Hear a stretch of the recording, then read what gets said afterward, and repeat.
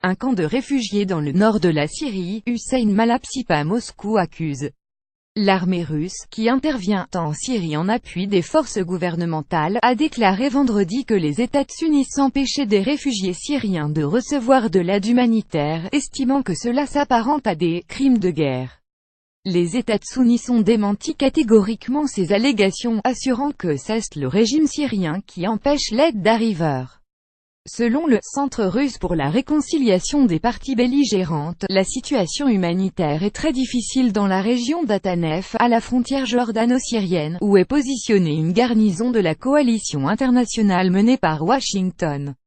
Le plus urgent est la situation humanitaire dans la région d'Atanef par la faute des États-Unis qui y ont illégalement déployé une base militaire et interdisent de s'en approcher à moins de 55 km, privant des dizaines de milliers de réfugiés de la possibilité de recevoir de l'aide humanitaire, indique ce communiqué.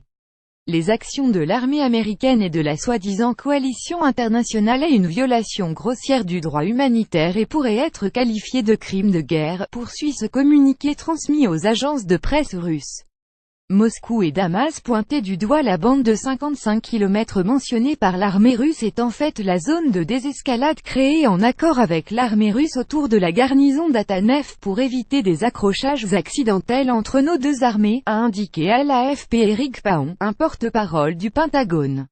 Chassés des zones bombardées par les forces gouvernementales syriennes, de nombreux civils ont trouvé refuge dans cette zone de 55 km de large où ils savent qu'ils ne seront pas bombardés, a-t-il expliqué. Nous avons informé les Russes que nous étions prêts à faciliter l'acheminement de l'aide vers ces civils, mais le régime syrien a empêché ces efforts d'aboutir, a ajouté le porte-parole du Pentagone. Début octobre, l'armée russe avait déjà accusé Washington d'apporter un « soutien » à l'organisation Daesh depuis la région d'Atanef. Selon Washington, Atanef abrite un camp utilisé par les forces spéciales américaines et britanniques pour former des rebelles syriens se battant contre Daesh. Après l'attaque chimique contre des civils, au printemps dernier, un rapport de l'ONU a formellement désigné Damas comme le responsable. Cet été, l'ambassadrice américaine aux Nations Unies, Nikki Haley, était violemment prise à Moscou, accusant la Russie d'indifférence.